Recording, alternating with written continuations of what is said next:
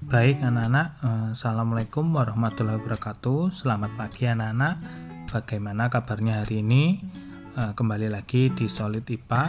Kali ini kalian akan belajar dengan saya Pak Theo. Nah, hari ini ya kalian akan belajar tentang kalor untuk menaikkan suhu. Di sini tujuan pembelajaran hari ini adalah setelah kamu mengikuti kegiatan pelajaran ini, diharapkan kamu mampu menerapkan konsep kalor untuk menaikkan suhu suatu benda dengan tepat. Kita review dulu sebentar apa yang kamu pelajari pada bab ini. Nah, jadi di kalor dan perpindahannya ini yang pertama kamu akan belajar tentang kalor dan perubahan suhu benda. Nah, ini akan kita pelajari pada pertemuan kali ini. Setelah itu, pada kesempatan selanjutnya, kamu akan belajar tentang kalor dan perubahan wujud benda. Yang ketiga, kamu akan belajar tentang asas Black. Lalu, kamu bisa belajar tentang pengaturan suhu tubuh pada manusia dan hewan, serta teknologi yang memanfaatkan konsep kalor. Nanti, kamu juga akan belajar tentang perpindahan kalor. Nanti terdiri dari konduksi, konveksi, dan radiasi. Di sini ada istilah-istilah penting yang harus kamu ketahui. Yang pertama, apa itu kalor? Nah, di sini dituliskan bahwa kalor ini merupakan energi panas yang berpindah dari suatu benda yang bersuhu lebih tinggi ke benda yang bersuhu lebih rendah. Jadi ingat, kalor itu energi panas yang berpindah ya dari suatu benda ya yang suhunya tinggi ke suhu yang rendah. Nah, di sini satuan dari kalor dalam satuan SI atau sistem internasional ini adalah joule atau disingkat dengan huruf J. Ada lagi satuan kalor selain joule yang digunakan adalah kalori dan kilokalori. 1 kalori itu adalah jumlah energi panas yang dibutuhkan untuk menaikkan suhu 1 gram air hingga naik sebesar 1 derajat Celcius. kcal dan kal. Nah, kcal ini adalah kilokalori, sedangkan kal ini adalah kalori. Energi panas yang disediakan oleh makanan diukur dalam kilokalori, disingkat kcal atau kal dengan huruf K besar.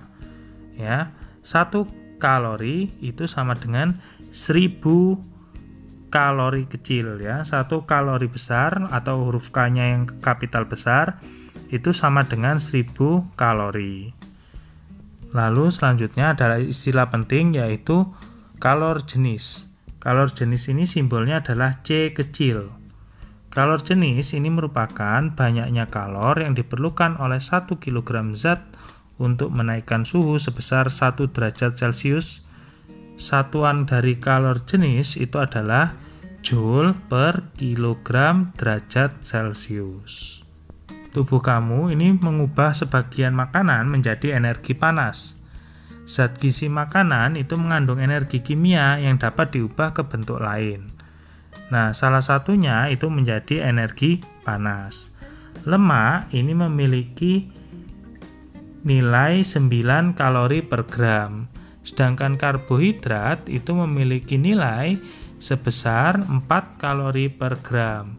Begitupun juga dengan protein yang memiliki nilai 4 kalori per gram. Sebagian energi ini digunakan untuk mempertahankan suhu tubuh.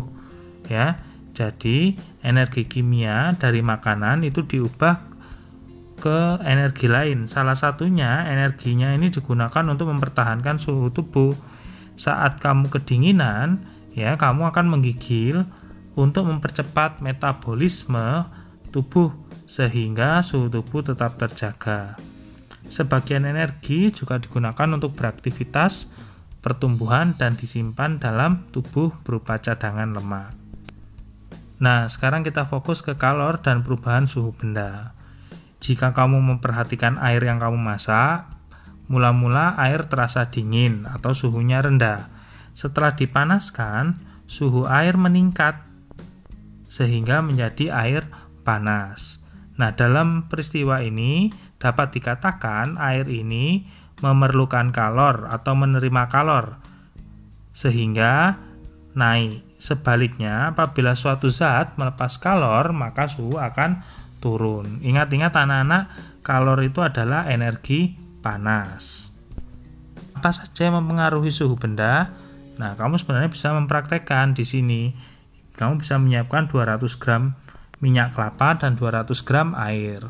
Lalu kamu ukur suhu mula-mula minyak kelapa. Kemudian panaskan dan ukur waktu yang diperlukan untuk mencapai 60 derajat Celcius. Langkah ketiga, kamu bisa mengulangi langkah kedua tadi untuk 200 gram air dengan pembakar spiritus yang sama. Kegiatan di atas itu tadi menunjukkan bahwa kalor yang diperlukan untuk menaikkan suhu benda hingga suhu tertentu itu dipengaruhi oleh jenis bendanya. Nah, di sana ya, air sama minyak itu jenis bendanya berbeda. Nah, maka dari itu ada istilah kalor jenis. Di sini ada kalor jenis beberapa bahan. Dari air, alkohol, aluminium, karbon, pasir, besi, tembaga, dan perak. Nah, ini nilainya sudah tersedia ya. Di sini ada contohnya besi itu 450 Joule per kilogram derajat Celcius kalor jenisnya. Simpulan dari kegiatan yang tadi itu, kalor untuk menaikkan suhu benda itu bergantung pada jenis bendanya. Makin besar kenaikan suhu benda, maka kalor yang diperlukan juga semakin besar. Makin besar massa benda, kalor yang diperlukan juga makin besar, atau suhu yang dibutuhkan juga besar. Secara matematis, berikut ini perhitungan kalor untuk menaikkan suhu. Q besar ya sama dengan M kecil kali C kecil kali delta T. Segitiga ini delta ya ngomongnya ya.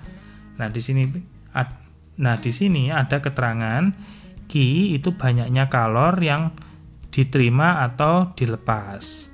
Satuannya adalah Joule atau huruf J besar gini boleh. Lalu ada M kecil, itu massa zat, satuannya harus dalam bentuk kilogram. Lalu ada C kecil, itu adalah kalor jenis zat, satuannya adalah Joule per kilogram derajat Celcius. Selanjutnya ada delta T. Apa delta T itu? Delta T ini adalah perubahan suhu zat, satuannya derajat Celcius. Nah, delta T ini didapat dari T1 dikurangi T0. Apa T1? T1 itu suhu akhir zat. Lalu T0 ini adalah suhu mula-mula.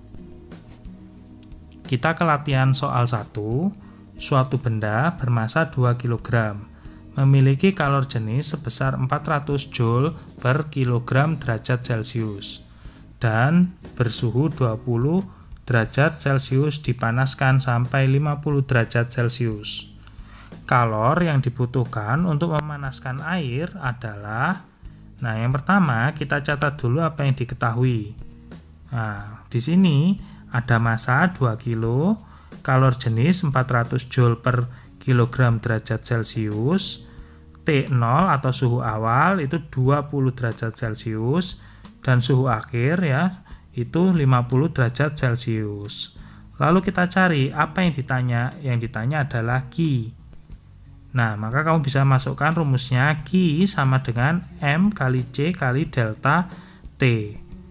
Di sini delta T-nya itu kan T1 dikurangi T0.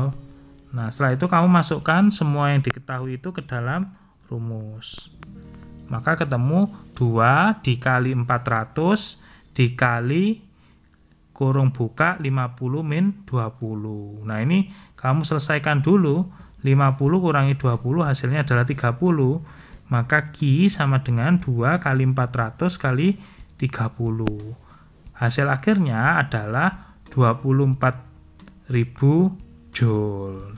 Nah, ini kamu bisa merubahnya ke dalam kilojoule. Jadi Q yang dibutuhkan juga bisa menjadi 24 kilojoule.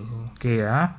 Baik, kita lanjut ke soal nomor 2. besi bermasa 2 kg dan suhunya adalah 30 derajat Celcius dipanaskan dengan kalor 36 kJ.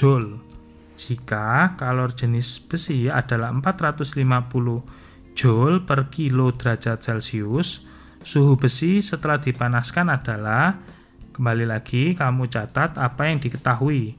Nah, yang diketahui adalah massa 2 kg. Lalu Q-nya diketahui 36 kJ.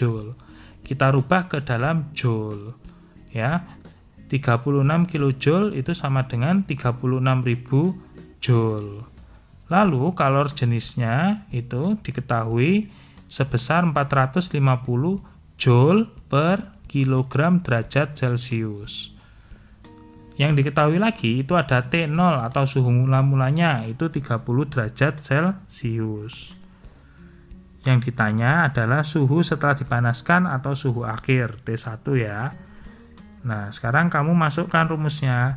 Q sama dengan M kali C kali delta T. Nah, Q sama dengan M kali C kali T1 min T0. Nah, yang diketahui ini kamu masukkan ke dalam rumus. Untuk yang di dalam kurung kita dikerjakan paling akhir. Dikerjakan paling akhir karena T1 ini yang dicari kan. Lalu 2 kita kalikan terlebih dahulu dengan 450. Itu nanti hasilnya 900. Nah, ini ada 36.000 sama dengan 900 kali T1 min 30. 900 kita pindah ruas ke sebelah kiri, maka jadi bagi. Nanti 36.000 dibagi 900 sama dengan T1 min 30. Nah, 36.000 ini kalau dibagi 900 hasilnya 40 sama dengan T1 min 30. Nah, sekarang kurungnya kita buka. Setelah kita buka, 30-nya itu pindah ruas ke sebelah kiri. Min 30 jadi plus 30. Maka nilai T1 sama dengan 70 derajat Celcius. Jadi, suhu besi setelah dipanaskan adalah 70 derajat Celcius. Baik anak-anak ya, demikian pembelajaran hari ini. Semoga bermanfaat untuk kamu. Silahkan kamu kerjakan latihan soal yang sudah disediakan. Jika ada pertanyaan, silahkan tanyakan di grup WA IPA Kelas. Jangan lupa subscribe channel ini dan like videonya, agar kamu mendapatkan notifikasi video pembelajaran yang terbaru. Saya akhiri, selamat pagi, wassalamualaikum warahmatullahi wabarakatuh.